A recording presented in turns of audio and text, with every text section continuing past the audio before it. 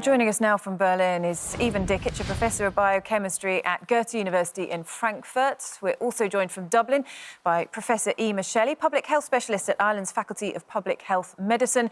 And joining us from Dorset, leader of the Lib Democrats, Sir Ed Davey. Good morning to all of you. Thanks very much for joining us this morning. Professor Dikic, if we can start with you, looking at what the situation is like in Germany at the moment, obviously I imagine a tough decision to go into this lockdown ahead of Christmas. Do you feel it's the right one?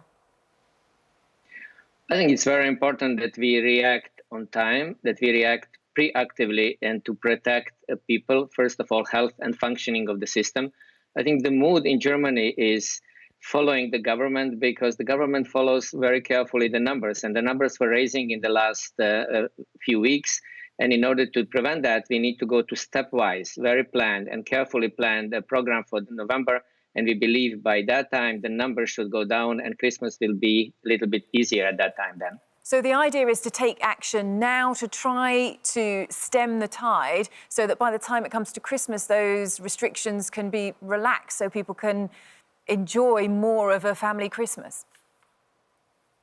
Correct. That's a prevailing sentiment of people in Germany, is that we really need to prevent this uncontrollable vicious cycle of the virus spreading all around us. We don't actually know where the source is anymore. And by doing proper measures, which really need to be stepwise, you cannot just lock down the entire country.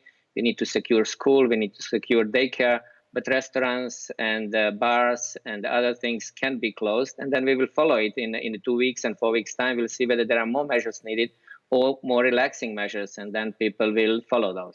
Professor Shelley, we're just hearing from our German professor that they're about to go into lockdown. We know France is going into lockdown as well. You are there. You are in the middle of a 6-week lockdown. What's the atmosphere like been for you? And do you feel like the general public in Ireland get the sense that it's the right thing to do right now? Good morning. Yes, I think there is a large measure of support for this. The surveys all show that, if anything, the public were ahead of the government decision. They anticipated that it was necessary to have restrictions so as to bring the cases down to where it's more manageable and then to actually control the virus. So the logic actually has been very, very similar to that that we've heard from my German colleague. Undoubtedly, there'll be lots of people who have family in Ireland and are looking forward to going back to Ireland for Christmas, spend their time with them, who live over here on the mainland in England or in Wales or in Scotland. What are the thoughts on restrictions in terms of travel and getting to Ireland at Christmas at the moment? Are you conscious that you need to try and make sure that flights in or ferries across are going to be open so people can be with their families? That I think it would be a game changer for the government. It would be really, really serious if they don't manage to facilitate that. I imagine that families will actually make their own decisions as to what's safe. So, for example, if there are vulnerable family members, they might decide that they would prefer to postpone travel, perhaps if they're coming from Australia or someplace like that. But for more local European travel, there will be discussions on testing at the airports and also on better follow-up, probably, of those people who travel so as to capture any potential transmission. So that will be really important to manage and to get that information out quite quickly. And Ed Davey, coming to you, that's something that you want clarity on, isn't it? This plan over travel, how it will work, whether people can go and visit relatives, family, friends, loved ones at Christmas. Yes, after such an awful 2020, people have been looking forward to Christmas, and we want as near normal Christmas as possible. And that's why the Liberal Democrats, with the Alliance Party in Northern Ireland, have written to all the 4 governments of the United Kingdom and urged them to come together to get some consistency in things like travel plans, in things like what the rules will be around gatherings. Unless we have that consistency, given normally millions of people move around for Christmas to be with their families and their friends, I think we could have a real problem.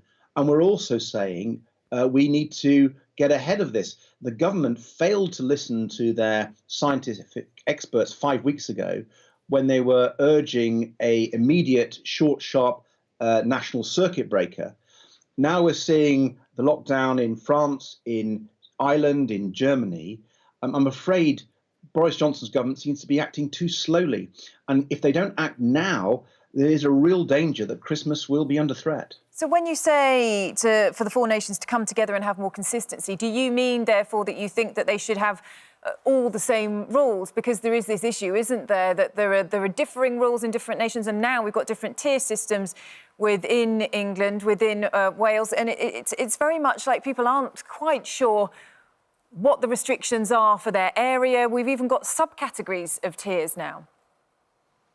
It's been very complicated and confusing, and that's not making the fight against the virus any easier. But in particular, ahead of Christmas, when we do see people travelling an awful lot to be with their families at the festive season, it's even more important to have greater consistency on travel plans. And that's why the Liberal Democrats have taken this initiative. We're really worried that people really need Christmas to happen as near normal as possible. And if the government don't take action now, and if they don't take action in a coordinated way across the United Kingdom, I really fear that Christmas might get cancelled in effect for so many families. And that will be a tragedy after the year we've had with so many lives lost, so many jobs lost and businesses lost. We really need to be on the front foot. And I just worry that the government, both in Westminster and in Holyrood, in England and in Scotland, have been too slow to react and have not followed the advice of the experts and scientists, as they appear to be doing in other countries. Professor Dickich, if we could come to you, I'm interested to get your take on that as well, because I think over here in the UK, we often look at what's happening in Germany as the exemplar of how the government has managed the outbreak as best they possibly can, seemingly have made not too many mistakes and are combating it in a relatively successful way as it can be. What's the thoughts from Germany back towards how we are dealing with it in the UK? Do you get the sense, as Ed Davey's putting out there, that the government has been too slow to react and isn't moving quick enough?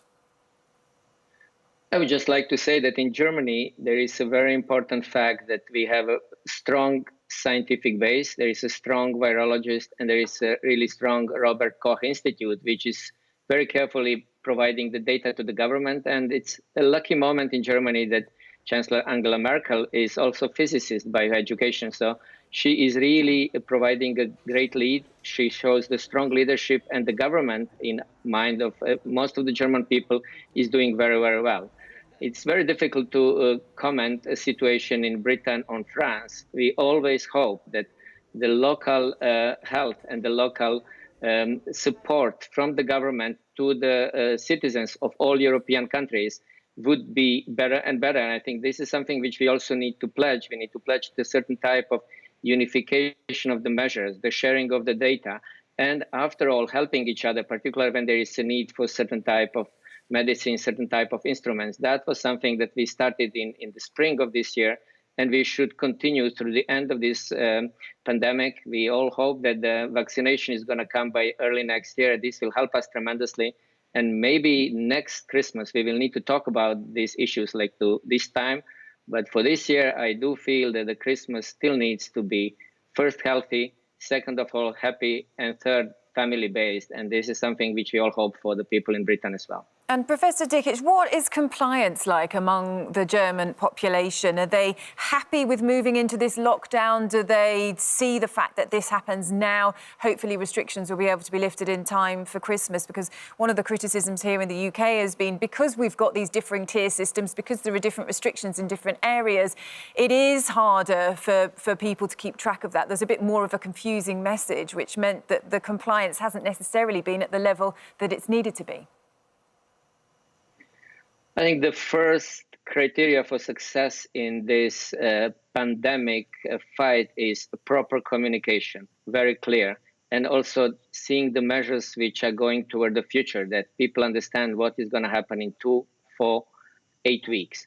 And compliance is never perfect in none of the countries, we know that, but majority needs to comply. If you have a holes in your measures are not going to work. You can have a complete lockdown. If more than 30–40% of people are not following it up, measures will be very inefficient, and then you get a contra effect. You get the resistance, you get the social unrest, and that is also happening, unfortunately, in some of the European countries.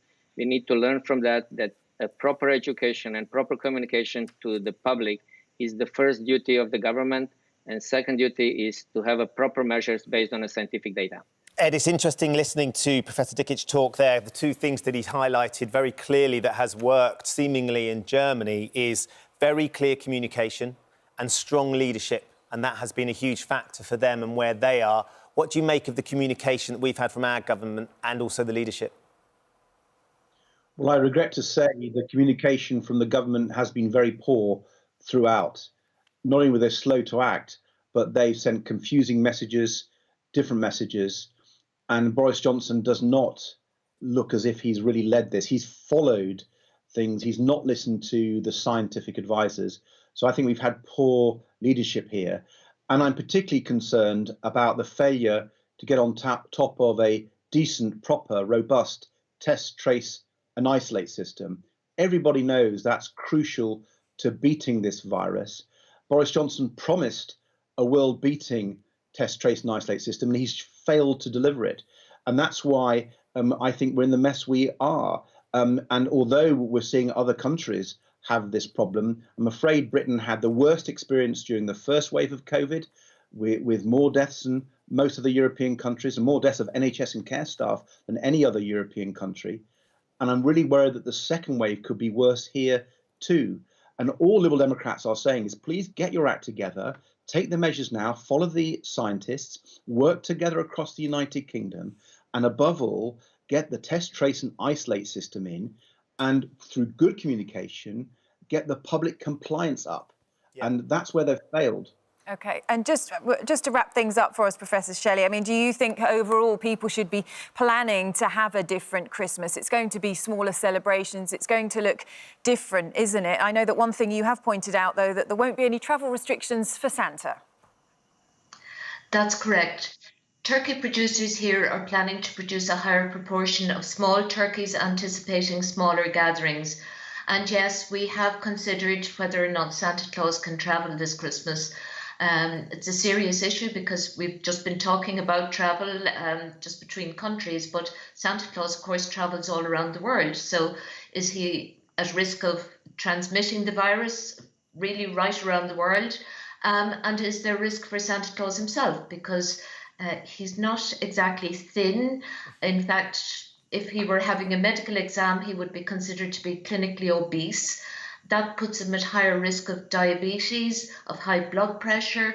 And so if he were to catch COVID, then he would be at risk of getting a very serious version of it and being admitted to intensive care. So that was a real worry. Discussing it with colleagues, we realised, first of all, that everybody's asleep when Santa Claus calls. So he's not going to come across anybody when he does travel all around the world from Lapland. And secondly, he travels so quickly that he's, even if a part of his entourage were to actually have the virus attached to them, they travel so quickly that there is no risk of transmitting the virus to anybody around the world. So at least that's some good news on the public health front.